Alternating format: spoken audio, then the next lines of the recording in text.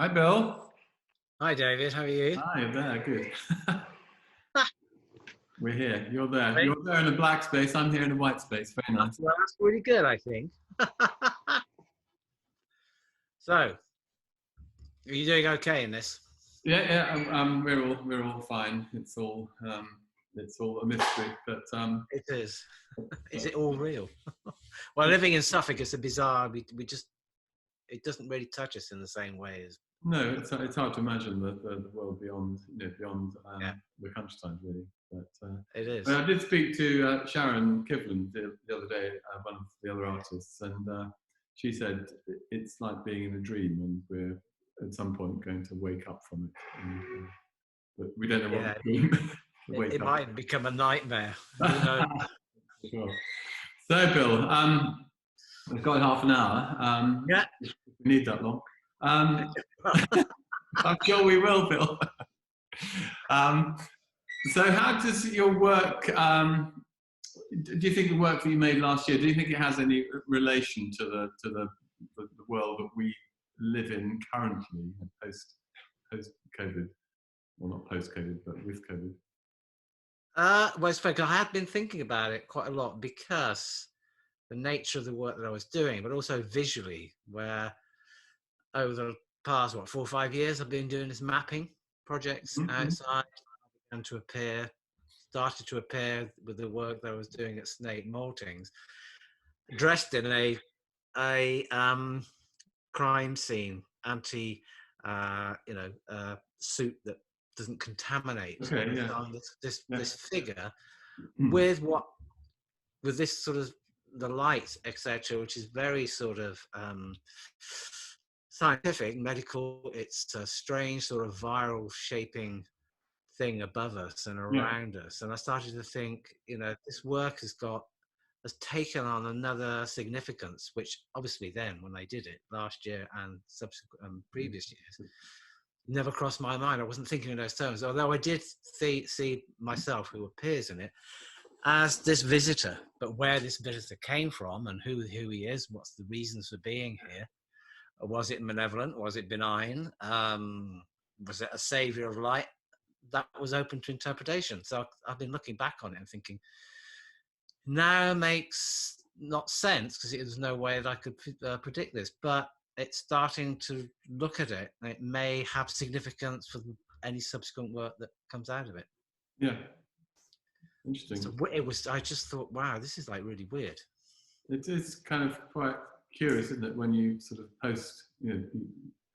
post reflect on something and look at what it might mean in a new way, when that absolutely wasn't in your head, and yet these things kind of come around and come out of it. Yeah, well, I think it's the spirit of a place, what we leave behind, which never actually goes, which is Yeah. a lot of what I do, is that the Yeah. marks that we Okay. make. Yeah. So when you go you see it more in Suffolk, and certainly when I grew up in Warwickshire and obviously worked for a number of years, less so in London, although it's a different type of um, residue of people or of what has been before. But you go on a walk through the fields.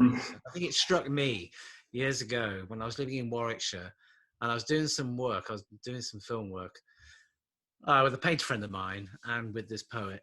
So it goes back a long way, this tradition of working with other people in a moving image base. This was in the 1980s. And I remember walking across this field. And of course, this field is, everybody thinks the Battle of Edge Hill. And everybody thinks the battle happened on the hill. It didn't. It happened on the plateaus, the valley, if you Okay. like. Yeah. And it stretched quite a distance. It was quite a vicious battle where Yeah. people were run down and slaughtered in the fields. Local people coming out and robbing the corpses and even finishing off the wounded. Yeah. And it's this one particular field which is known to be haunted. Mm-hmm. And by the side of it are these long ruts that you think, if you saw it in Suffolk, you might think it might be farm stuff. Mm. Less so in Warwickshire then, because there's not much farming goes on in comparison. And they were the ruts left by field guns. Really? Wow. They were left by armaments as they're being pulled through, but they're so deep They're just carved into the landscape. And then you think of all these people that have walked across here, places that you can see as a footpath. And sometimes when the footpath is not there anymore, but you get a presence that somebody has walked on there, because that footprint, for me, never leaves. Yeah. It's still there, even if you can't see it. So yeah, it's and all that's going on at the moment, there's going to be a residue that's left. We don't know what it will be.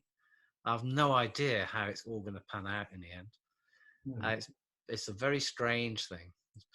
And it just made me think very carefully about what I've been doing in the past, what I may do in the future, and certainly. So what have you been doing for the last year? What, since Venice? Since Venice. Well, I got thrown straight in because I finished this film. When was it? Last October. I spent a year with Lawrence Edwards making. Lawrence Edwards, yeah.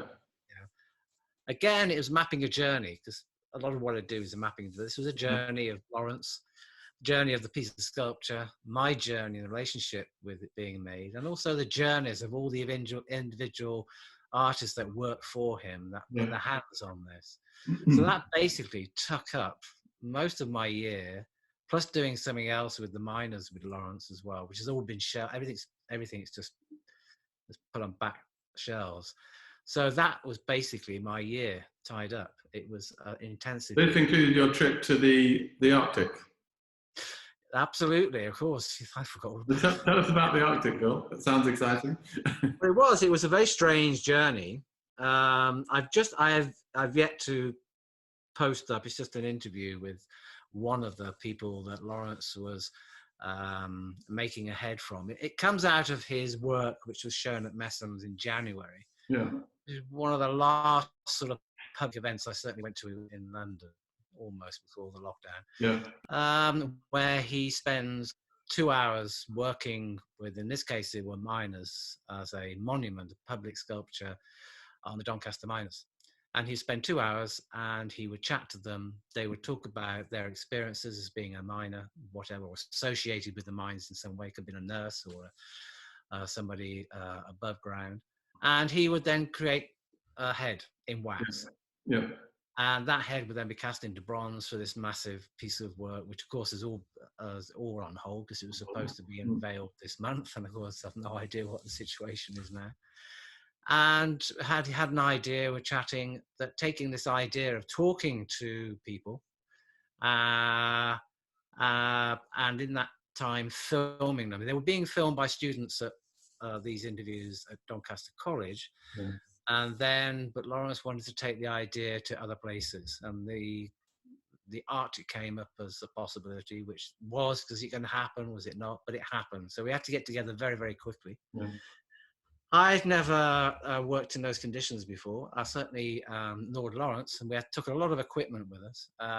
Because we just did not know what the weather was going to be like. We didn't know where we'd be staying. We were told that, well, we could be in a tent in the middle of nowhere. Why did it have to happen quickly? Was that a weather window, or was it just time for you and time? No, it was. What it was to do is this happens every year, and they exchange. We really weren't 100% in receipt of what it really was about. Okay. And we didn't really know what it was all about until we got there, and we flew in, took on a flight and we met with what we thought was only going to be about 4 or 5 of us, going right up to the edge of Finland with the Arctic Circle to meet with these reindeer herd tribes. Yeah. And they would chat and talk about... These are the Samis or Samis? Or yeah, Samis.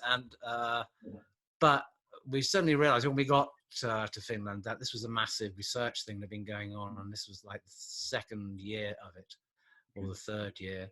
And it wasn't just the Sami reindeers, it was all indigenous people. They came from Greenland, they came from around the Arctic. So there was whalers, there were reindeer people, there was fisher people, Greenland, And we suddenly realized this is massive. So 28 of us all clambered into these off-road vehicles, trikes really, I suppose, and ended up in this massive hut, women one side, men the other. And Lawrence and I were trying to figure out how we're going to film it, how to work with it. We got 5 heads done. It was an experience. It was, there was no power. They said, there could be power because they've got lights I had to bring because Lawrence needed light. Couldn't rely on the fact that. Were you working in huts or in? Yeah, we worked in this. I worked on the basis of the worst case scenario, and it actually worked out a lot better than I thought it would be. So I took an awful lot of batteries, power packs. Mm-hmm.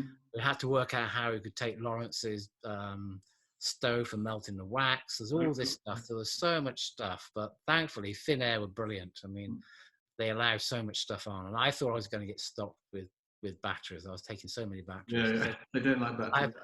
I had chargers with me, but if I didn't have any power to charge them up with, and they said, "Oh, there might be some solar power." So, well, I've experienced that before, and it takes years. So, and in the end, there was no power. But we had what was incredible is to meet people.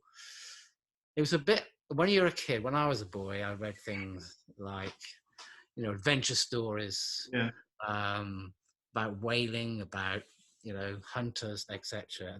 And they are just characters in books. Captain Ahab is a character. You're never going to meet somebody like that. And then when you go here, you meet people whose day-to-day existence is out of a novel. And that was like, wow, I'm talking to George. He's 70 years old. He's a whaler right up on the Arctic Circle. He goes out. And of course, the politics of all this is brought in. And you begin to understand how their lives are really seriously affected by decisions made by people who don't really understand the way they live and the implications of that. And of course, the big one is climate change. Yeah, but presumably these people lived, and maybe to some extent live in a very sustainable way, because it was for them and their families, and they've been dragged into a global culture of we don't need one or two whales. And the suppression, especially in Russia, the suppression of some of these people is quite subtle, and in a way, there's a sort of this lack of freedom or lack of is happening now. We're experiencing things that I don't know. I mean, anybody who's a young person today, it's going to affect them far more than me, because I've got a stack load of memories which we did things. Now I don't know if this is going to be what is going to happen in the future, that we have to manage one this. of their memories, I guess. But, yeah. What about your current plans, Bill? How has this affected your working life over the last whatever it is, 8 weeks or whatever now? Okay, well, I've been in lockdown now 8 weeks. I saw what was happening, and with family and friends who were living in places which reacted very, very quickly, Israel, Italy.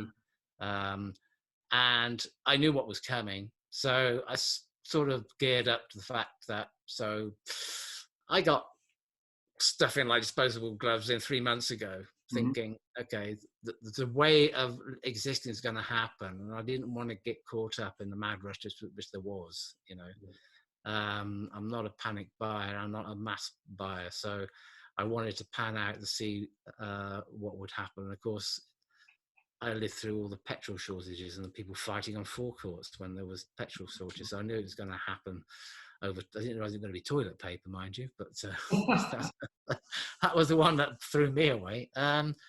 So I knew it was coming, so I sort of mentally prepared in some ways. But what's been great is that I've done absolutely nothing creatively in the sense of my work, whatever. I've crossed my mind, but I've been outside for 2 months. Yeah. I've been working, I've been doing stuff outside that needed to be done, has been wanting to be done for years. And this is working on yeah, clearing up, sorting things out. I'm still doing stuff.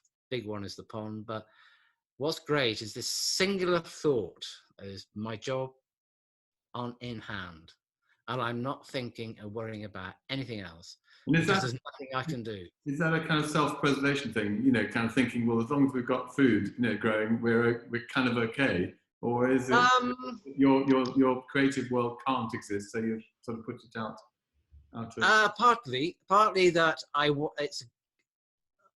there's a massive resetting going on. Hopefully there's a massive reset. I think we've been really blasé for a number of years on a lot of issues. And I think there's a thing called the age of acceleration. We've accelerated so fast without stepping back and thinking. And the arts especially is accelerated. I've seen it change. So have you, David. You know, when I went into, not just from being an art student in the 70s, but when I started teaching at art schools in the early 80s, how it's changed and how the market, it's unbelievable. And it's got to, I'm glad I'm not in it. I mean, I got out 15 years ago because I could see things were happening that I was not very happy with. And it's got worse since then. I don't know how people can actually work in these places. It's like a factory. We've gone into this. Need. Sorry? Need to pay the bills. Need to pay the bills, I guess.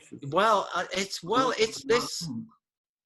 I think what it is, and this is why I think this reset going. I mean, I'm sort of going through various scenarios, especially with, say, arts education. I was involved in it all my life, really, and saw it change. Saw it when we didn't talk about art students anymore. We called them clients. That was way back in the 80s, and I couldn't get my head around that.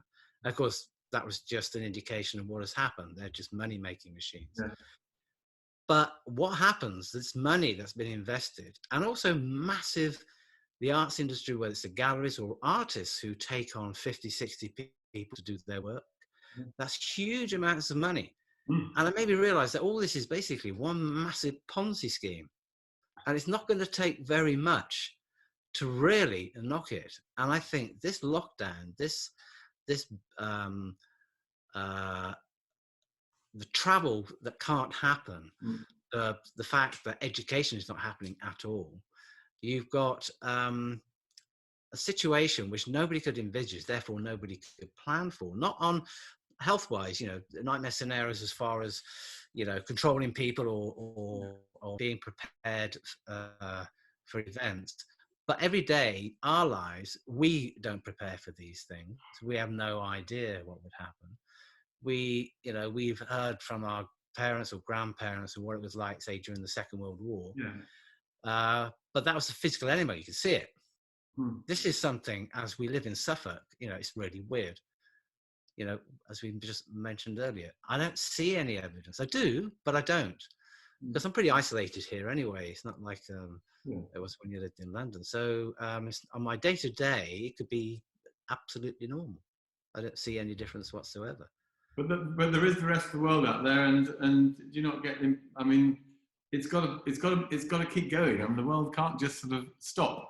No, we can't. You know, we are. I mean, today I've been talking to various people, you know, kind of contractors about various jobs, and you know, they're all coming back to the surface because they're saying we've got to find a way of making it go again.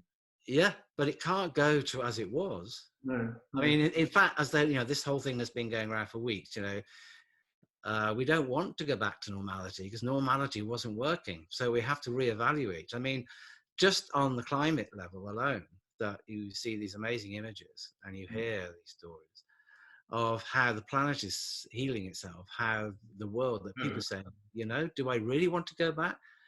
And the great thing, of course, I had this years ago when I was in education. My last 5 years, I worked mainly from home and traveled in 1 day a week because my office was over 100 miles away. Yeah. So I worked from home for 5 years until they decided, you know, for whatever reasons, I decided I was going to escape from it all. But they told us for years that you couldn't work from home. It wasn't possible. Now it's happened because working from home is about trust. They didn't want you at home. You could do it from home, but they couldn't trust you because they like to see you do something, even if it's on Facebook. At least you're in the office doing something. And I think they're finding people are more trustworthy. They're getting more done, more work out of these people. Well, that's what I found. I could work as long as I logged in. They could see where I was, and I could choose when I did it. You know, I had a series of, if you like, tasks to achieve, and you did that. But I managed that, which meant it was less stressful. Yeah. You know, working in large offices. I mean, it'd be interesting to see if that change in certain jobs stays permanent. It means less people on the roads. It means less people public transport. Therefore, the big one I would like to see change is I would like to see the end of these massive, you know, floating ships of death, which are great polluters of these cruises. And also people just got used to flying for no real reason to fly other than they could. So all this, maybe it'll stop people just flying somewhere to have a wedding. It's all this. We got into excess because we could. Now they're saying maybe the air industry is going to be so badly affected, then people there's a reason to go abroad, if you like. There's a reason to go somewhere rather than the fact that you can. Well, So I'll be interested to see. Yeah, I was going to say, sometimes I think I've been less and less inclined to go further than, my back door, really, unless there is a purpose, Yeah. Purpose. Otherwise, Oh, yeah. I think I've travelled in my car. I think I've done about, in the last 2 months, I've probably travelled about 20 miles. Yeah. That's been great. I don't need to. I mean, I haven't been anywhere. I've been working outside, so I've not really been anywhere. But maybe. Go on, David. Sorry. Sorry, you say you haven't been creative. I mean, are you redirecting that creativity somewhere? Yeah, it is. I mean, it is being redirected, but also the creativity is more of a virtual in my head. Yeah. I've got a big show coming October, whether that'll happen or not. So I'm thinking about that. I'm also thinking, after Venice, the way it was shown there, and the way that I thought about it, started to think about how one sees one's work. It's been quite interesting because I get emails every day from whether it's from the ICA or it's from the Royal Academy or whatever, a virtual gallery online. You can't take away the reality of the experience of going to see these things. But that cultural tourism, which I've always been very anti-cultural tourism, because it's like the bucket shop list that you tick off. That your evidence is not, you don't really want to be there to see it, but you have to do it because it's one of those things they tell you that you should do. But the amount of people, I saw that, I used to travel a lot in the 80s and 90s, and a place I used to go to almost every year was Egypt. And in the days when there wasn't the cultural tourism that you have now. And it was pretty busy, but the way that people responded to quite sacred spaces was, I thought, it was not in the right spirit. Using flash photography when they expressly stopped not to. And now, of course, I saw it in Venice when we were over there, the amount of tourism where basically they're just filming themselves. It's a selfie tourism. And I thought, why not go to Las Vegas? They've got it all. You may have better hotels, you might like the food better, you've got gambling, you've got all that sort of stuff. And it looks exactly like it does in Venice, because that's all you want is the selfie picture. Well, I'm not sure about that. Well, you have virtual studios on the high street. You go in and you choose your backdrop and say, where would you like to visit today? It's a bit like, the Arnold Schwarzenegger film, about Mars. I can't remember what the name of the title is it now, where you have this journey. Sorry? Mars Attacks. That one? No. No, not Mars Attack. It was a Schwarzenegger's movie where he was actually turned out to be some sort of he had a transplanted in his brain. It was to do with people could choose to go on these journeys, but they don't really go on it. It's like a virtual journey. They're sitting in there and they have this amazing holiday. You don't need to leave. So maybe that'll happen in the future. Well, maybe this virtual world, this screen, that the thing which isn't the real thing. When you were talking earlier about engaging with galleries and the spaces, this thing that we do now inhabit more and more. Maybe this is a medium that you and I haven't quite got hold of yet. Maybe this is just as good as the real thing. It's just I think, and maybe you're right. It may be that some people, that's good enough for them. That will satisfy them, rather than I'll never forget one of the very first big exhibitions where people queued up around the block, which must have been the early 80s. I'm trying to think. Yeah, it must have been early 80s. I was living in London then. Was it Picasso at Tate? Yeah. I think, and it was massive. I was shocked that so many people were queuing up to see this, and of course it was the beginning, because my experiences as a young person, spending a lot of time in Italy with my grandparents, etc., going to these incredible places where I walked into the Colosseum when I was like 9, 10 years old, and we're the only people in it. I was just used to going to places, galleries, museums, where very few people went, and it meant you had very personal time with what you were looking at. Now you go to these things, you don't get a chance to see anything. You can't stop. Somebody in front of it. So what is that's, you're saying to yourself, why go? Why should I go and spend hours to queue up, or become a member just so that I can get in without queuing up? And then having a lot of people there where I can't see what I want to see. And the experience is just, I'd rather not have it. I really wouldn't.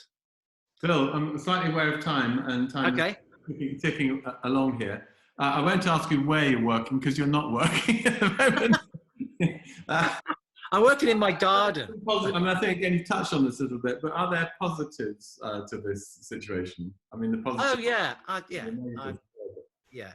It's going to be positive the way that I approach what I do in my own work. It may even give it that edge and question. I've always questioned everything, and the part of the problem. Then, if you're a person that questions everything action they do, that can lead to being actually, I can't say depression because it's a weird one. It's not. It's doubt. You then doubt what you've done because you've questioned yourself so rigorously that you bring in doubt. And I've always thought if it goes out there, I've got to be absolutely confident about it on lots of different levels. But the moment you question, you can almost stop doing something. You close it down. You close it down before you do it. Absolutely. Yeah. But this whole experience it's making me think very seriously about what I do in the future and how I go about it, and what my work may actually really mean. And I think just questioning those things I think it's important for me. So, Bill, is there one thing, during this period, you've been sort of looking at the horizon thinking, when we're allowed out again, this is what I'm going to do? Yeah, well, I've got 3 films that are supposed to be finished. Then maybe that will be the thing that has to be done. But I think I'm going to go back. I haven't done it for a few years, but I'm going to go back and investigate those spaces in Suffolk, which I used to do at night. It's having that, and to go back and to really think and question what I was doing there in the first place. But certainly make it more obvious, if you like, about what it is that I was trying to do. So the magic hopefully will still be there, but maybe it's more focused. You've got lots of nice, quiet, dark space at the moment too. It is, but it's also, but part of all this thing, it sort of builds into you. I mean, I'm quite paranoid anyway, and I've been quite sort of wary of going out. And when I do go out, I have a mask on, etc. I'm just very conscious of that, because I'm not 25. So I know that, I've got all my friends, a lot of my friends, doing emails, and people I used to work with who are older than me. They're in their early 70s, and they're quite cautious, quite worried, because I don't want to lose any of my friends over this. Because of, for any political reasons, or oversights, or mistakes made by others. And I don't want to lose any of them. I don't lose any of my family for all of this. Well, we've had family who've had it and going through the experience, and friends who've had it and go through the experience, but they live in London. The chances of them getting it are pretty high. Less here. If it happens here, I think it's going to be a massive shock to the system. And I don't really want any of my friends' family up here to have to go through this. I really don't, because I think it's absolutely awful. Well, on that sobering note, Phil, keep smiling. I'm happy. I mean, I'm joyous, I suppose, but I'm also, it's made me really think about what is really important. And I don't want the world to go back to what it was. I was pretty unhappy globally the way the world was. Yeah, no, for sure. And I don't want it to go back there. No, well, let's see. Anyway, Bill, great to speak to you. Keep up the isolation, and good luck with the creativity when it comes. When it comes. No, it's there, David. It's just waiting to come out. But all things in all time. Great. It'll have its time. Good to see you. Bye. Thank you. Bye. Take care. Bye.